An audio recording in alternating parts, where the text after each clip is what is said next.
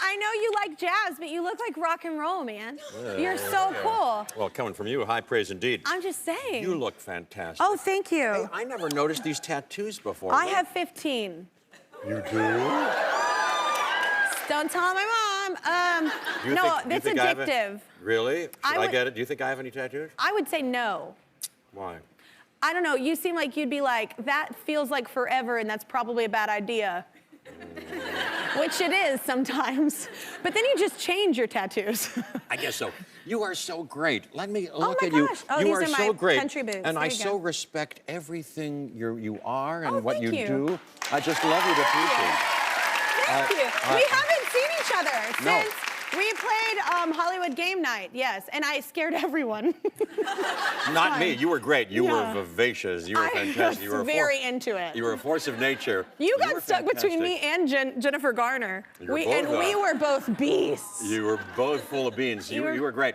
But Richard Curtis, who does those, is great. It's a very Red Nose Day. Beautiful, it's a very, he raises lots and lots of money and helps people in a very I know he wonderful started way. in the UK and then it came over here, and I've been a part of it a couple times, and it's a really cool, it's a way to have fun and see celebrities make an idiot of themselves, and you raise money for kids. It's really cool. You know, it's really cool. You know how I know him? He wrote the script. You know, he did Four Weddings and a Funeral. Yes. And Notting Hill. Love Actually. Love Actually. His first movie that he wrote was The Tall Guy. That was me. I was the tall guy. And Emma Thompson was her first movie. Emma Thompson was a love story. Yeah, look up Tall Guy. Yeah, I love her too. Oh yeah, that's okay. I haven't seen that one. Yeah. I want to see that. I love Richard Curtis. Well, both of us have a lot in common. I was reading your pre-interview and I was like, okay, we have kids around the same age, and both have kids named River. We love sunflowers. We're into music. We're both thespians. I'm just kidding. I can't act. You're a very good actor. I am not, and I hate it. But I do. But no, we have both kids named River. That's random. Yours is a boy, right? Yes, I love River for a girl too. I love androgynous names. Yeah, River. Me too. Our River. Yeah, I mean, right? Those curls. Look at that. Wait a minute. Now those are boys. Those are two boys. I know, but the curls are great. All the time people go, oh, I love your daughters and da-da-da. I knew they were sons. We know, okay, because we haven't cut their hair. Look at that. That's River there. I love it. Oh my gosh, and that's Charlie Ocean. And that's Charlie River Ocean Joe. is the coolest. You have the coolest kid names. Where did you get Charlie Ocean? I don't know. You're known around these parts. Like, everybody heard you were coming here, and all the ladies, they call you a zaddy. Do you know what a zaddy is?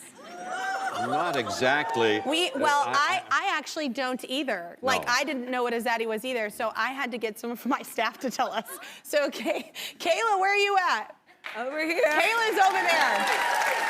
I see her. Kayla, what makes Jeff a zaddy? What's a zaddy? Well, for whatever reason, Kelly, kids today feel like being a dad is lame for some reason. They think dad jokes are lame, dad jeans are lame. But the fact of the matter is there's nothing lame about being a dad. And a Zad is a man who might be a little bit more seasoned, but still has that youthful zest, youthful zeal. That's where the Z's coming from. And Jeff is a prime example of this. I mean, check out this fit. Y'all have seen his Instagram, Zaddy all day long. Yeah! A zaddy. I don't know. So it's kind of like a MILF? Is that what that is for like women, or is that not daytime? You probably can't say that. You can't say that on daytime, Jeff. That's just crude. I apologize. That's crude. I'm so sorry. I mean, how did you come here and just say those references? I don't know how I can make it up to you. I'm no, sorry. what do you think about being a zaddy? I don't know. Is it, I like being a daddy. He's like, I'm still trying to understand the definition. That's me too. I think I get it. I think it's complimentary. It is very complimentary. Thank you very much. Yes. But I like being a daddy. That opened up a whole new world. It is such a cool world. Oh yeah, my I thought I loved my life, and then I had kids. Being pregnant with them was horrible, but afterwards, great. Yeah. Really, I want to hear about all of that. But I've been watching the show. I saw your kids on the show when they came out, ran to you and hugged you. I started to get weepy. Just seeing it. They're so cute. My Could daughter they be cuter? is more, my daughter is definitely, I'm gonna have to Kendrick Lamar humble that one down. Yeah, she's so, I love it. She's bold, but she's never met a stranger and definitely loves attention. Really? I don't know where she gets it from, Jeff. I want to talk about your show. Let's talk about the show. Let's talk about your show, because your show is awesome. It's such a it. cool idea, The World According to Jeff Goldblum, and tell everybody what the kind of premise of it is. Well, it's on Disney Plus, and they just, by the way, renewed us for a second season. Nice! This is the first time I'm mentioning it publicly. Oh, yeah! I found out today. That's so exciting. I found out today. We're going to do a bunch more this next year. I had a great time shooting them. They are me following, familiar objects like flowers or coffee. We did sneakers, barbecues, RVs, cosmetics, jewelry, different things, just swimming everyday pools. Things, yeah, kind of. everyday things. But we find the interesting, complicated, surprising things about them, and then I move in and out of the aficionados on the subject and have an experience that may give way to my personal associations and a personal epiphany or revelation of some kind, and also some facts about it that may be interesting, and some abstractions and larger ideas. What do you think of that? That was a lot. That was a lot. So wait, what is something that's kind of amazed you? Well, there have been amazing things. Yeah. We were in Houston at Johnny Dang's Grill Emporium. Like those Sounds people, about right. They gave me a grill. They made a grill for me. I have a grill that I didn't wear today, but I have a grill. I got a grill. Did you post a picture of it? Yeah, I think there's been a picture of it. Oh my God. Yeah, and then I like the one that you got to get in a pool. Yes. So I got I went to Raging Waters. I got into a sensory deprivation pool, but I also went to Texas. I went to Houston to the NASA Neutral Buoyancy Lab, where there's the largest pool there so that they can practice, because the astronauts, whom I met, a couple of them, and women who are at the end of their training who are going to be astronauts, they can go in the pool for like 6 hours at a time in their stuff, because at the bottom of it, there's a replica of the International Space Station. I love your show. That's so interesting. I do too. Yeah, it's so cool. Yes. Okay, I have a question though, because I saw you perform on Hollywood Game Night, and you said, "Oh yeah, I work with this band." And so, where did Mildred Snizter Orchestra come from? Because that's pretty specific. It's unusual. Yeah. Because you're trying to come up with a name for your band. We are trying to come up with a name for my band. Maybe we can help her in the next 2 minutes.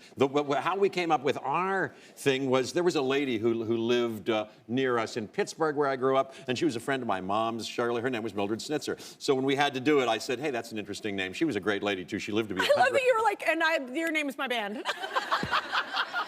Well, I did. She lived to be 104, and we liked that. So I said Mildred Snizter Orchestra. 104? Yeah. She was great. Wow. I know. How about your band? Well, what are you going to call your band? The fans so far online, my favorite one is, because every time I say, give it up for my band, y'all, and so they call him my band, y'all. My band, My band, y'all. That's my favorite so far. My band, y'all. My band, y'all. That's okay. That may not survive the It's choice. not as cool as Mildred Snitzer, I'm aware. Well, I like that. Well, if you have an interesting person who was a friend or whose name you like, you could call it that. But maybe not. Very basic friend names, yeah. How about, hey, but you're going to go to Las Vegas and kind of be doing your thing. Yes. Yes. I just came back from Las Vegas. Yes, I love it. How about Kelly? Do you think it'll be Kelly Clarkson and the something? And my band, y'all. Oh yeah. So maybe Kelly Clarkson and the Wayne Newton Orchestra. The Wayne Newton Orchestra. Or the Danny Gans. You know Danny Gans? No. He was the Entertainer of the Year for many years running. Danny Gans Orchestra. But we were just talking want a cool name. Well, just in conversation, when you find yourself talking, just today I was talking to Inara George, our great singer, who you'll see in a second. Yeah. And she was saying, oh, I couldn't go to, my husband's taking care of the kids today, and he's on the gardening committee. I said, Gardening Committee. That's a good band. I said, that's a good band name. Gardening Committee. The Gardening Committee. But how about your initials are KC? Yeah, how about and the Moonshine Band. That's what we thought. Casey and the Moonshine Band, or Casey and the Sunburnt Band. Well, that's it. That's all I have. How about Casey at the bat? I'm going to be honest with you. My favorite is Gardening Committee. I like. That's yours. That's Gardening my favorite. Committee. Gardening Committee. Gardening Committee. He's done it. He's done it again.